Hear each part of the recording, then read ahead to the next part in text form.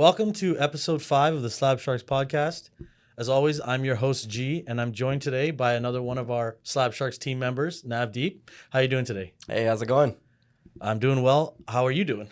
Not too bad, not too bad. Excited to be on this podcast, finally.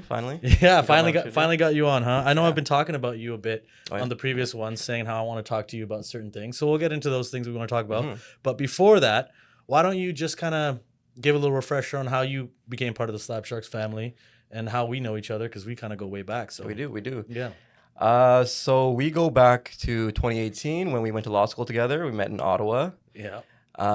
Became friends basically instantly. And First then- week. First week, Yeah, yeah. welcome week, Honestly, yeah. I think it was the Frosh week. Father the and sons. Father and Sons, yeah. Pub. The good old pub. Shout out Father and Sons. Shout out Father and Sons. Yeah, great times there. Yeah. But yeah, we instantly became friends. Knew that there was, obviously it's tough when you're moving away for the first time. I went to a commuter school for my undergrad, so going to Ottawa was the first time I really had to, get out of my comfort zone and really like make friends outside. Living in a new city for the first time. Yeah, that's big. So That's it a was big step, man. absolutely. Yeah. So yeah, like meeting you, meeting Jask, meeting these other guys that are, we're still close with. It was. I couldn't ask for anything more. Yeah, that was how we met. Yeah. And obviously we had some classes together. Mhm. We were both in the criminal yes, law exactly. stream of law school. Mm-hmm. But after that, and I think Roger brought it up a little bit, how the first time we all kind of met and the kind of that Right. birthing stone or whatever, that moment of when we all Exactly. kind of became card guys together. Mhm. And that was at mine and Karn and Bav's birthday party. Yes. But I was just wondering, like, had you been collecting cards and stuff before that? Had you been doing that kind of stuff? Yeah. I remember the first time. So I think we talk about this individual a lot because he's the individual that introduced all of us to it. So when Karn told me that he was, so let me tell you this story first. Okay. So the first time I was introduced to trading cards, sports cards, rookie, of that sort at all, was I went to Jask's apartment in Ottawa, and I had met Karn a few times at this point, but he was doing some kind of like live stream on Instagram. I know what you're gonna And say. like he's like open up these boxes, and he's like talking to people on like the on the stream, and I'm like, what's this guy doing? Yeah. Right. I remember we were waiting to go to the Leafs and Sens preseason game. Right Oh before, yeah. And I asked him, I'm like, yo, what are you doing? Right. Like, who are you talking to? Yeah. So what he was doing a break. I remember someone got like a Patrick Waugh rookie. I'm sorry, not a rookie, an auto or something like that. I'm like, oh, that's pretty cool. So that was the first time I was ever introduced to that sort of thing. Yeah. And I remember, I forgot where we were going at this. I was with Karn at the time. And yeah, like I asked him, I'm like, yo, how are basketball cards? So I was super into basketball at the time, right? And he's like, yeah, like basketball is huge. Right, like who are you thinking of collecting? I knew Ja Morant from the beginning was going to be. I was going to bring this up later because I a- was going to bring up the Ja Morant saga. But was going to be a huge player in the industry. Obviously, the controversy aside now, but yeah, this is pre-controversy. it's pre-controversy. Yeah. But I was like, yeah, like how much do his rookie cards go for? And obviously, that's a very beginner question to ask because there's all sorts of sets and stuff. But he gave me the basic one, just buy a basic. Panini Prism base card. Yeah. PSA 10. Yeah. And I remember being at home, literally searching up that term on eBay, Panini Prism, Ja Morant rookie, PSA 10. Seeing one that was ending in like 20 minutes. Oh, just like there. That, right there. And I was like, oh, I need to buy this. I'm a little, I just run on instinct like that. Impulsive. Impulsive, sorry. Yeah. Impulsive, sorry. And I was just like, and I forgot exactly what it was at, and I had no idea what it was worth. I just knew I'm gonna buy this. Yeah. Right. Not considering shipping fees, not considering duty fees, none of not that. considering anything. That first eBay auctions where you're just Absolutely excited to go in and get it. Yeah. So I ended up winning, and I was like ecstatic. Yeah. Right. Go to checkout. Shipping fee $30, duty fees, all this sort of thing, and I'm like, my cost base just went up like 15-20%. Like, what is this, right? Yeah. But anyways, yeah, that was like my first introduction to it. I ended up selling it for the exact same price afterwards. Yeah, I remember that. That's yeah. what I was gonna bring up later. How you sat on that for a while. I sat on it for a while. You didn't cash in on some value that you could have at one point. No. You saw it going up. Yeah, You had an opportunity because COVID happened after that. exactly. And his cards started going up. Exactly. And my biggest loss at that time, well, not loss, sorry, my biggest upside loss was Upside loss. upside- Okay, we should coin that term. We should- Upside loss. That's for the real gamblers. Yeah, honestly, I bought a Trae Young Silver Prism rookie PSA 10, and at the time I forgot how much I paid for it, but I remember it went up like 50%. Yeah. Right, and I was just like, I killed it. Yeah. But you know what? It's gonna go even more. I remember he's gonna. I'm like, at the time I was like, this guy's gonna be like a MVP finalist. Like he's gonna be it's like a good amount of money, especially for like a student, right? Yeah. But no, the COVID crash happened and it went down about I think 70%. Right? Oh, so you ended up losing. I ended up losing money on it. Oh, Yeah, wow. Exactly. Yeah. So Yeah. you look at that as a 70% loss rather than the 20% loss. Absolutely. I could have had. That's how we all. That's how we all feel. Yeah. Oh, I should have sold at the top. Oh Yeah, man. yeah. Yeah. But that hurt hey, the it terms. happens. It happens. We can't dwell on our losses. But yeah, no, I've over the years I've acquired a few like decent pieces. I think my biggest card to date was probably a McDavid. Sorry, not McDavid. Ovechkin Future Watch auto. Oh yeah. Yeah. I remember that. And, yeah, I ended up doing a trade for that card. I traded away 2 McDavid True Gems, Young Guns, plus cash for that. And honestly, it was like the perfect timing because his values, his Young Guns were going up exponentially. And yeah, like I ended up selling it. I ended up cracking it, trying to get a PSA 10. Didn't end up getting it, so I just sold it raw. But yeah, made good money on that, and yeah, so that's kind of how it's going. You also had the dry settle gold 101 PMG. Yeah, right? I still have that. You still have that? Oh, I didn't know you still had that. Yeah, that was one of those instances where the PMG craze was in full swing when you bought it. I remember that being.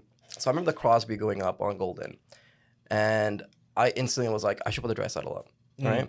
And I remember the following week the Kaprizov went up, or Kaprizov, the rookie one, and I'm like, and I think it went for. Don't quote me on this. I think it went for like 30,000 US. And I was like, okay, I think this is time. It's time. It's time, right? Yeah. Didn't pull the trigger, didn't learn my lessons, and the PMG craze died down, right? Of course, the history and ancestry behind of that card and like that set is iconic, and it will remain iconic for for the I don't think in the long run you're going to lose money on that one. Yeah, I don't think so either. Obviously in the short term, but that's one of those ones where when it all settles and the US gets into the hockey market even more, I think so, yeah. PMGs are going to go back up. I think it's so just a little well. ahead of its time, I think. No, for sure. But yeah, that's I still have that one, and honestly, it's a beautiful card to look at. It is.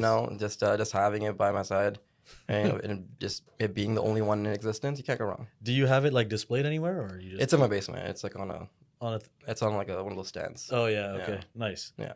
Nice. Well, that's your sports side of things. Like you said you were really into basketball and then kind of got into hockey. As a Canadian, I mean, I know you were into hockey specifically, but then the collecting of hockey, of course, yeah, came after. But the reason why I brought you up a bunch of times on this podcast was because of you have like this other side that I don't know much about at all, which I'm curious to learn about, which is the anime side of things. Right.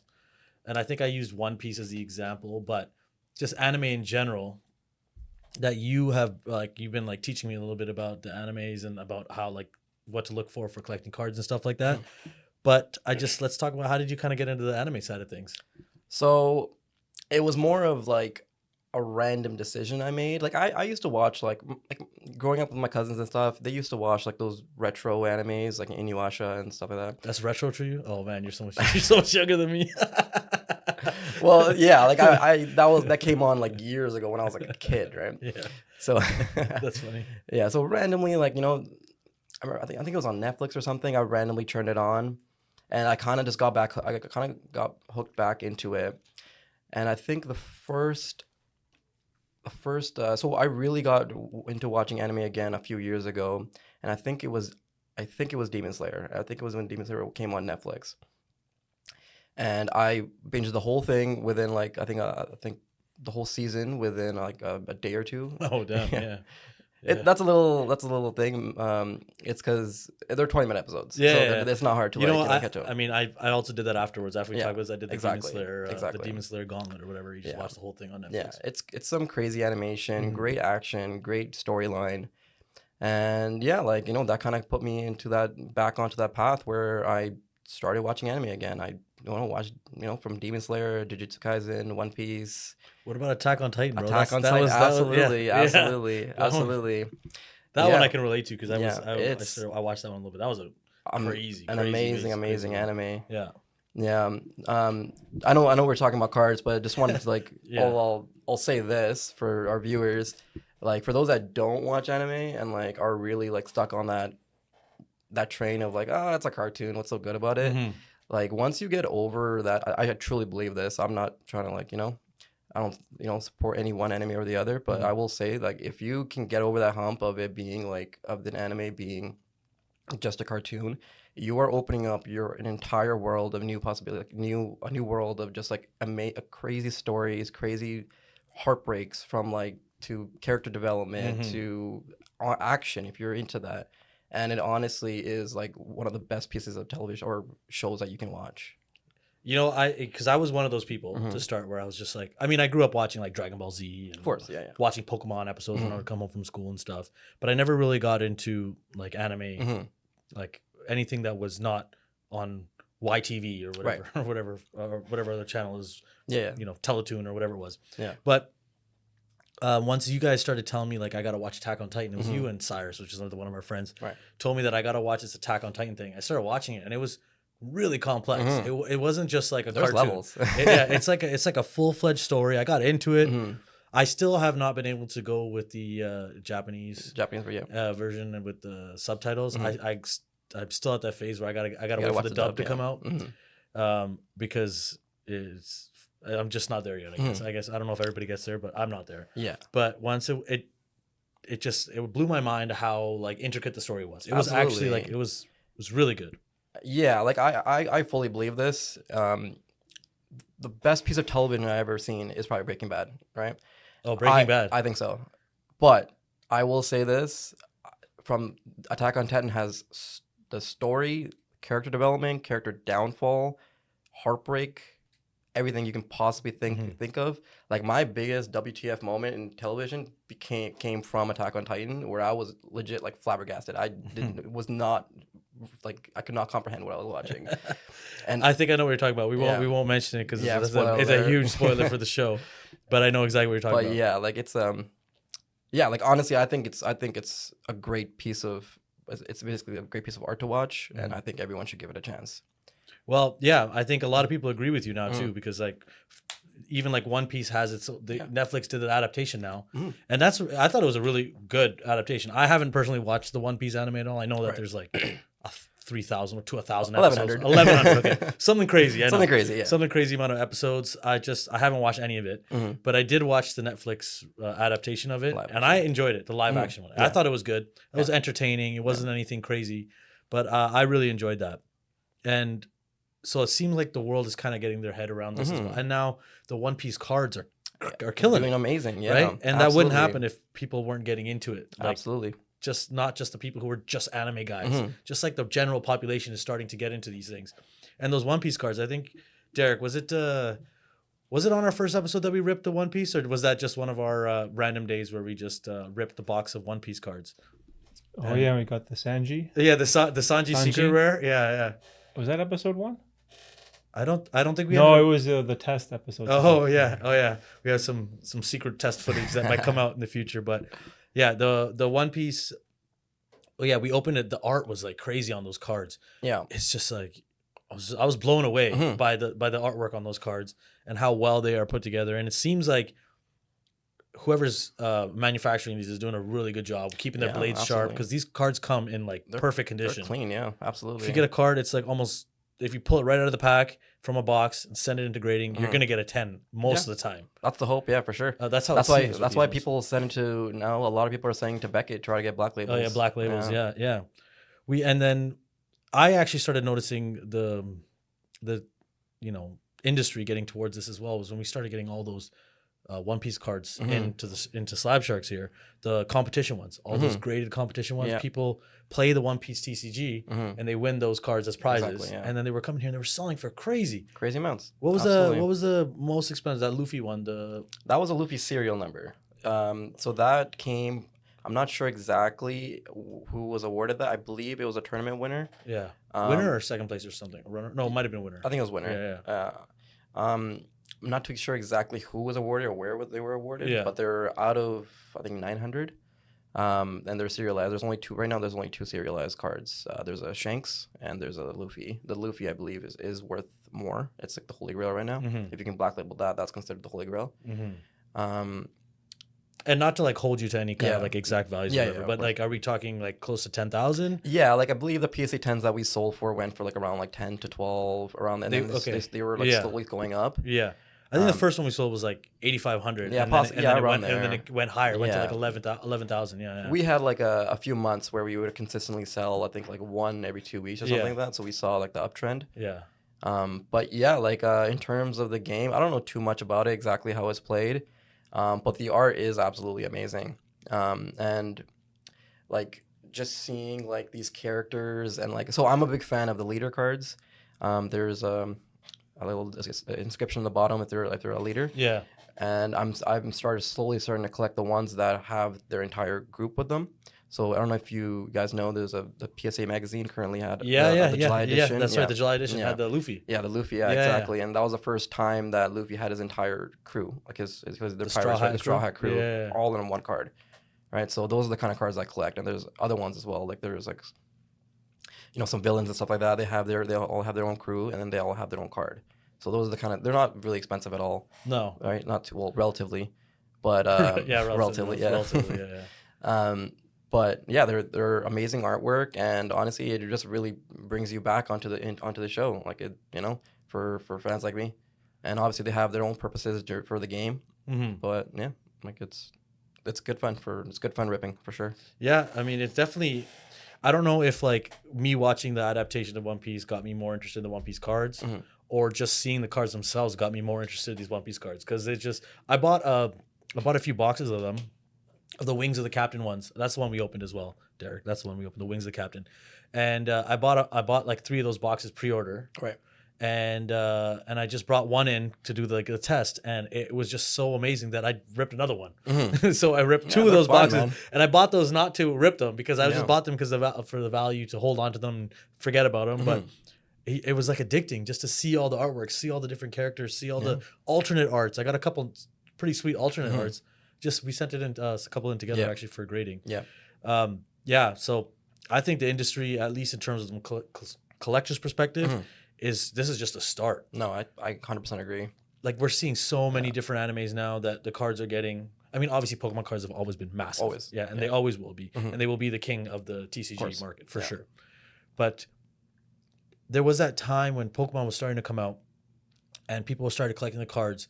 And before it just took over and became just the number one thing, there was also Digimon cards. There was also the Sailor Moon cards. There was all these franchises were like kind of getting on that curve on that wave of the Pokemon, but they didn't really take off. I mean, there's some that are obviously very rare and collector's editions, and people pay a lot of money for those, but it never reached that height of Pokemon did. And these new ones, people are jumping on these a lot more than they were jumping on those other cards back in the day, and at least from my perspective, what I've seen.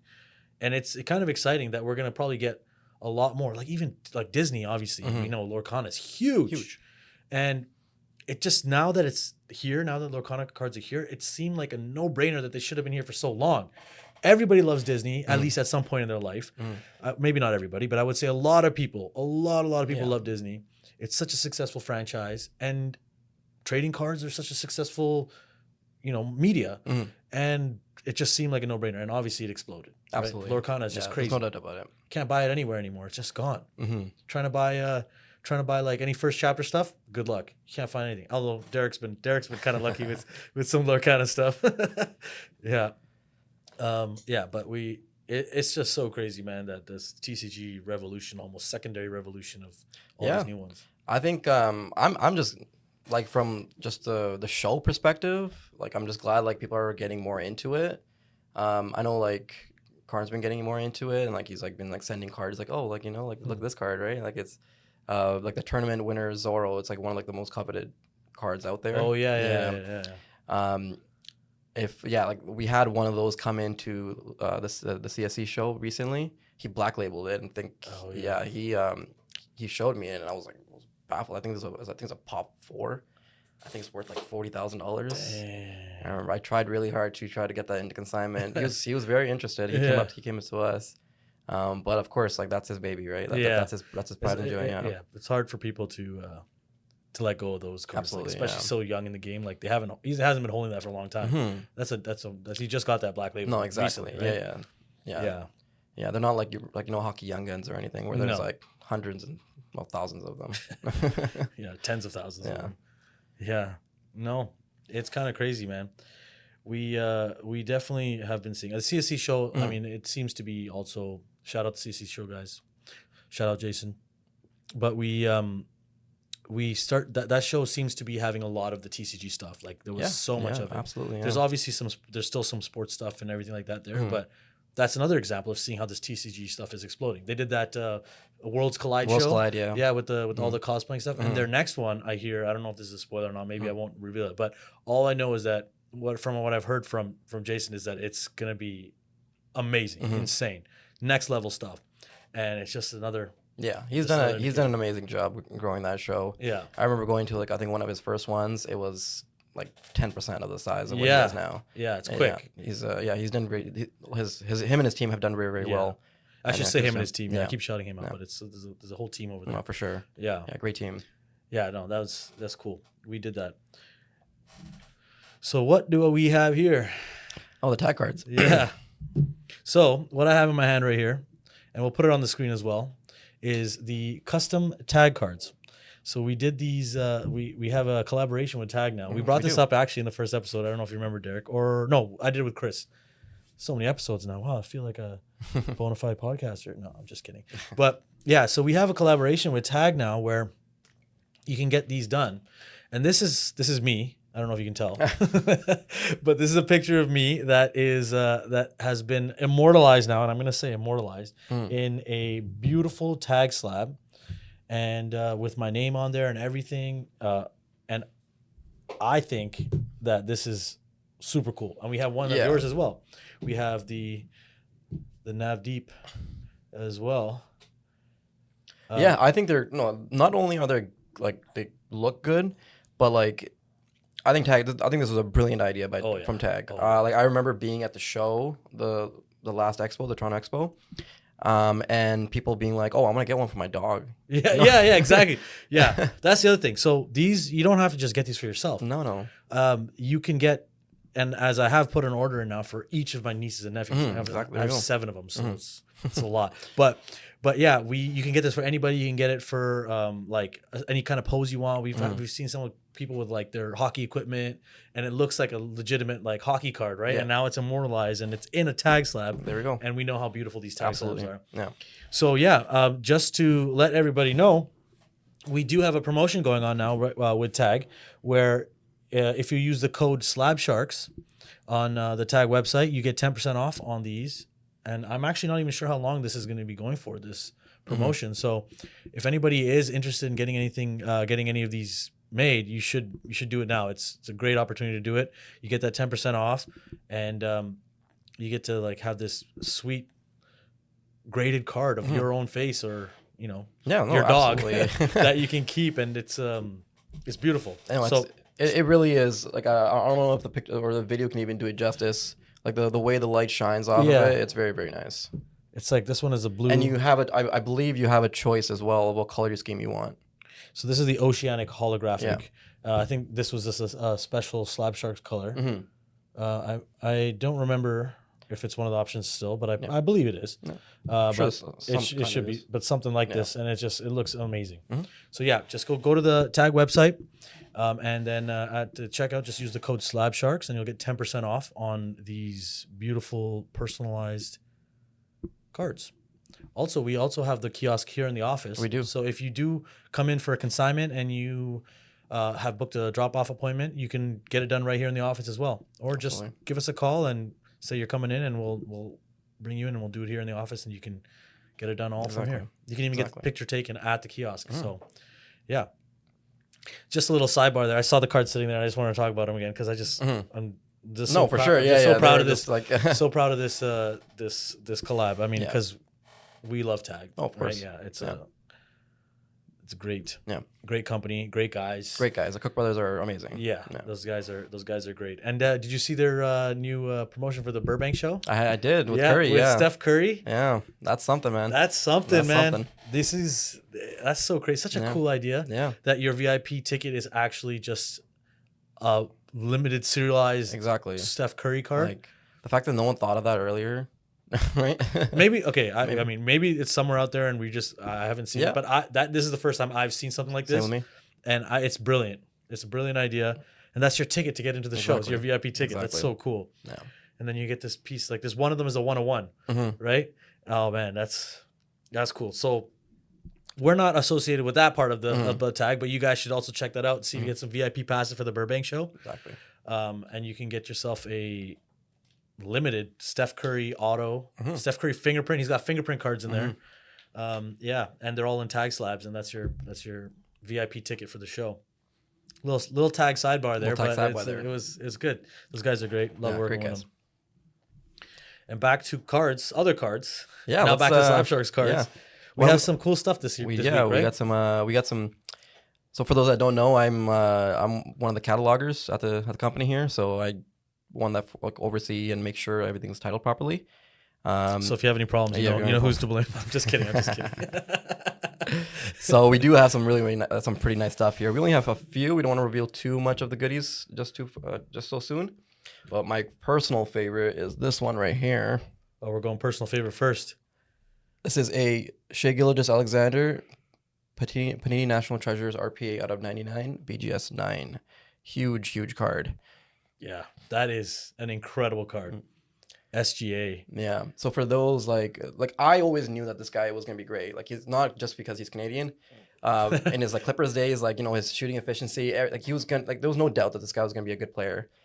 And yeah, so when he got grab this for a second. Yeah. So when he got traded to you got traded to OKC for PG and all those draft picks, they had to do it because Kawhi wanted that was what they were saying, that Kawhi wanted PG to come in. And so they had to do what they needed to do to get it done.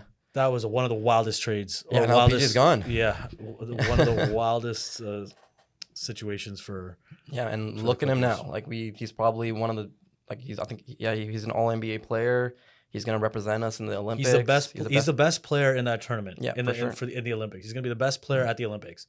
Yeah. I don't even think. I mean, maybe someone will disagree with me on that, but I don't think there's anybody who's better than him at that tournament. Yeah. Derek, do you think there's anybody better than him at that tournament? Jokic is out, right? I don't think he's not playing. I don't think he's playing. Yeah, he's up. Could be. No. I had to defer to Derek there because I know he would get mad at me and be like, "No, you forgot about this guy," because he's a big basketball guy. Yeah.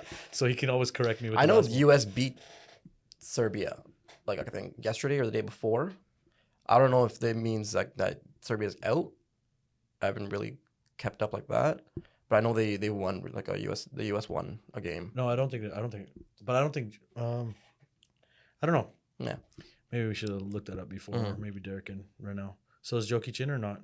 It says he's expected to compete with Serbia. I thought he was. I thought Serbia was playing, but he was not. I thought he was possible.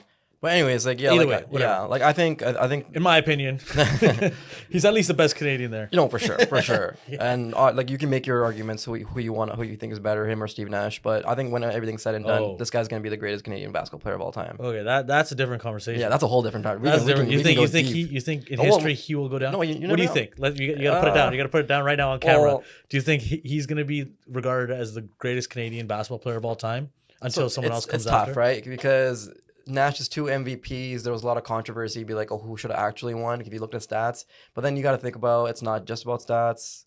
You got to look at the team dynamic as well. People are saying Kobe should have won those years. People are saying saying Shaq should have won. Well, Shaq is saying Shaq should have won. Shaq should have won. So you can't really base that off MVPs alone. But if you watch this guy play, man, he's something special, and you can tell. He's definitely a fantastic player.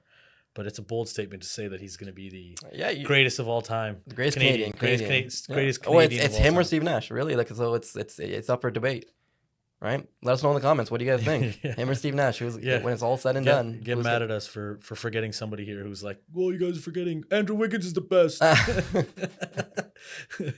Yeah, Jokic Yeah. played. Jokic played? Yep. Oh, okay. Yeah, they played Okay. they played the U.S. right? Yeah. Okay. So okay. All right. Well, But yeah, we're not getting into. We won't get into whether or not Jokic is overrated or not. no. Oh, we don't. That'll get let's not talk about that'll that. get Derek's heart pumping a little bit. But yeah, some anger.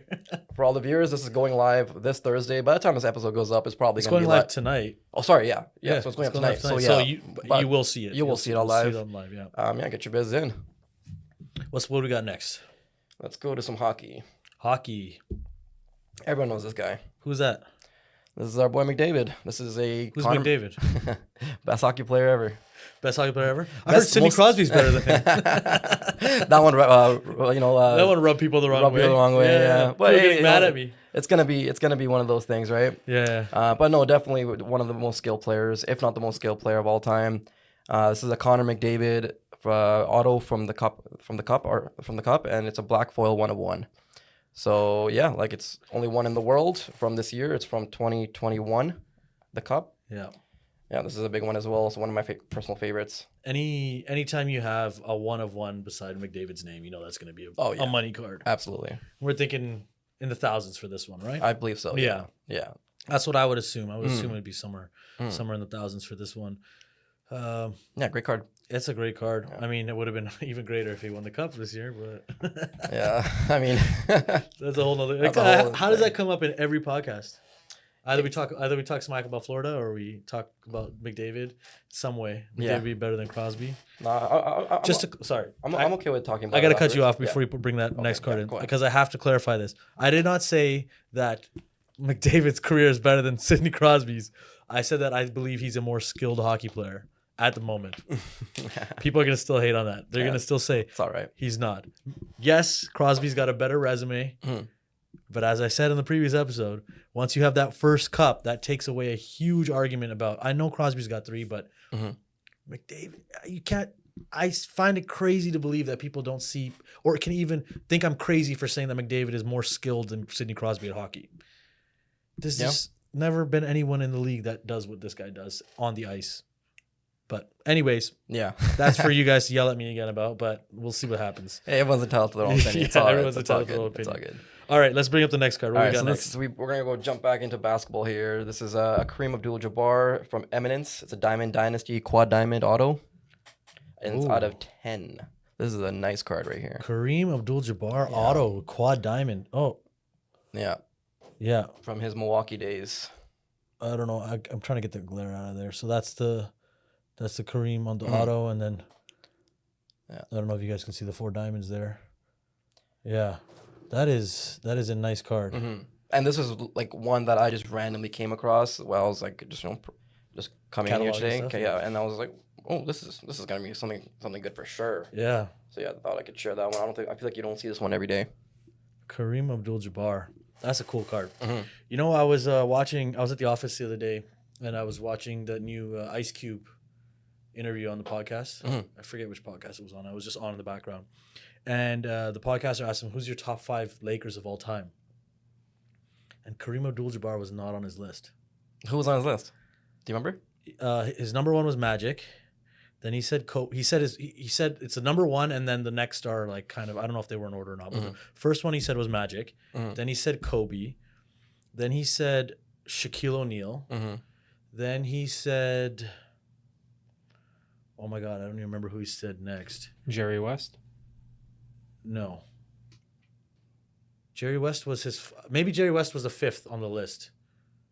Like Wilt? No. Oh, Wilt. Yeah. He didn't say Kareem though. I remember I was waiting because he said Magic, then he said Kobe, then he said Shaq, and I was like, okay, the next one on that list usually is Kareem. Yeah. And he didn't say Kareem for the next 2. I can't. Maybe we'll be able to look this up. Yeah, no, that's pretty wild though. What he said, but Derek, can you just James Worthy? No, I think you could just Google what did Ice Cube's top 5 Lakers all time, and then it'll come up because this was a pretty recent podcast. But yeah, I think that's pretty wild. It was just to me he's from LA. He's been there his whole life. He bleeds Lakers. He's almost like a part owner at this point. But I was just surprised he didn't say Kareem. I don't know if they've had a falling out or something. Honestly, I think putting Magic in front of Kobe is a little bit more wild too. Well, this is like my also my age speaking as well. Maybe. Right, but I grew up watching Kobe. Obviously I was a diehard Kobe fan. Well, I am a diehard Kobe fan, and so. But Magic Johnson was like he was the Lakers. You know what I mean? Yeah, he's I get Showtime. He's Showtime. Yeah, I guess. all those championships before Kobe came around, all those championships, all those Celtics Lakers rivalries, they were all it was Magic. That was Magic's team. Yeah, I get that. So I can see why he would say that. It's not like out of the world for sure. No. I can see how someone would say that their favorite Laker of all time is Magic Johnson. Is it the favorite or the best Lakers of all time? They just said who's your top 5 Lakers of all time. All right, then I retract my statement. I thought you said the best. I don't know. Maybe you did say best, but when you ask someone who's your top 5 Lakers, I think that question usually implies that you're asking who do you think are the 5 best players ever. That, like if I said who are your top 5 Raptors of all time, who would you say? Well, so I would probably. Well, I'm gonna go. So my favorite player of all time is T-Mac, is Tracy McGrady. Okay. Right, and he had his time with Toronto, but he didn't excel in Toronto. He was. Well, he did. A little bit, but he was overshadowed by yeah. Carter, right, and his cousin. So he made the decision to go because he obviously had a brighter future in front of him, and then it was Orlando and Houston where he really blew up. And Houston specifically. Crazy, yeah. So is he going to be the greatest if you want to look at the totality of all the players that we've had, right? Like we had Hakeem Olajuwon at one point, but toward the tail end of his career, which is probably arguably one of the greatest centers of all time. But is he one of the greatest Raptors of all time? No. No, who's your top 5 Raptors of all time? No, I'm getting to that. Yeah. But so what I'll say is, so in terms of saying that, like Lowry, of course, you got to put Lowry in there. You got to put Kawhi in there just for what he did for our city. So this is your 1 and 2. Kyle Lowry's number 1. I would. Oh, you want me to go in order? You want me to say my starting 5? No, not starting 5. You want me to do 1 to 5? 1 to 5? Yeah. So I'll do Carter first. Okay, Carter's your Vince Carter. Yeah. Then I'll do Lowry. Okay. You got to put, and then 3, 4, and 5. I'm not too sure about the order, but you got to put Bosh in. Okay. You gotta put. So I grew up watching Mo Pete as well. So baby, Mo Pete. Yeah, so I'm a big Mo Pete fan. Yeah. And I would also put Jalen Rose in there as well. Jalen Rose. Yeah. That's a surprising one. Yeah. So you didn't even put Kawhi in there, which is fine. Yeah, he was here with us for a very short time. We only had him for a year, and obviously he did wonders for the city. Yeah, he got us a championship. He won us a championship. Yeah. Obviously, there was other players that played a pivotal role. I think without Marcus All, we wouldn't have won at all. Even he played an amazing, a crazy role. We had 3 defensive players of the year on our team at the same time. Yeah. The Ibaka too. Yeah, we had Ibaka. We had Gasol. We had Kawhi. Yeah. Which is crazy. That's why we won. We had one hell of a team. Yeah, exactly. But it was led by Kawhi. Exactly. But yeah, Jalen Rose, just because I grew up watching him, that was my primetime days where I would be with my cousin, and he was the one that taught me how to play basketball, taught me how to shoot my first free throw. So watching games with him was kind of the way we all lived in the same family, same house at the time. Yeah, was the way I kind of bonded, and we try we would learn moves on watching games and we try practice them on the driveway, practice them and stuff like that. So did you watch Kobe drop 81 on us then? Who hasn't? I actually didn't even watch that game at the time. I remember him. I didn't watch the full thing. I remember him having 60 and it being and I had to go somewhere or something. And then when I came back, I think the next day or something, he was my cousin told me oh yeah, by the way, you dropped 81. Crazy. It's one of those. I saw one of these memes, which is one of my favorite memes of all time, and it's a picture of a bunch of guys in the NBA, and it just says "Smile if Kobe's dropped 40 on you." Yeah. And everybody's just smiling, and on Jalen Rose's face, someone had photoshopped 2 smiles. 2 smiles, right? Yeah. Yeah. So good. That's hilarious. So good. Yeah, he has a commercial with Jalen Rose as well. The olives. The olives one. I forgot the brand. But basically, a bartender asks Kobe, oh, how many olives do you want in your drink? And he looks at Jalen Rose and says, 81. Yeah. No, that's good. R.I.P. to Kobe. But so just to tell you my top 5 Raptors of all time, I definitely would have Lowry. I have VC as number 1, and then I would put Lowry in there. I would put Stoudemire in there. It's kind of what got me into it. And then I would put Chris Bosch. And then, after that, Rafael Araujo. Garbajosa. Tyler Hansbrough. Tyler Hansbrough. Yo, Tyler Hansbrough, one of the greatest NCAA players of all time. Yeah. No, man, it's a tough one because there's a bunch of guys that like I'm thinking about, but man, when you said Garbajosa, I instantly remembered his bad leg injury. Oh, his broken leg. Yeah, Oh, man. yeah, that was bad. I don't know, man. That's a tough one. I'm hoping that I can put Scotty Barnes on that list. That's why I'm kind of keeping it open. Mm-hmm. But if not, then I'd probably just JYD maybe. Mm-hmm. Yeah, why not? I'd probably go JYD just because it was like he was our Rodman, bro. Yeah. Yeah. But speaking of OP, man, that I just remember that shot, that buzzer one where beater you with the threw left up in hand there? and just Yeah. that was crazy. There was so I think recently Caitlin Clark did that in a game, right, where she kind of just threw it up, and then all the comments were like, "Why don't people just do this?" Right At the end of the game. At the end of the game, like, if there's like a few seconds left, why don't you just throw it up and as high as you can? Yeah. The clock's gonna keep ticking. Yeah. And then all the comments were like, Google Morris Peterson jump Buzzer shot beater. or buzzer beater. Yeah. Left-handed buzzer Left-handed beater. buzzer beater. Yeah, dude, it was like a half court, left-handed off Yeah, balance. he grabs it and just chucks it up. and goes in. Takes us to overtime. Yeah. I believe we lost that game though. Did we? I think so. Okay. I think that took us to overtime. We ended up losing. But what nobody else? remembers that. But they remember that shot. Yeah. That was crazy, man. What else did we want to talk about today? Oh, merchandise. Yeah. Let's talk about merchandise. Let's talk about merchandise. Look at this sweater right here. So we have finally got our Slab Sharks merch. It's not all inventoried yet, and it's not on the website yet, but this is an example of one of our sweaters. We got the Slab Sharks on the arm there. We got the Slab Sharks logo here. The quality of these hoodies are incredible. Mm-hmm. I know you felt them too, right? You got one of these. I got one of those. Yeah. I just love these. It's one of those like acid wash, like heavy duty, Amazing quality. Amazing quality. Amazing hoodies. quality. Yeah. And- When we got them the first time, we were a little like worried that it wasn't going to live up to the hype. But you grab these hoodie, you instantly feel the quality. Yeah, absolutely.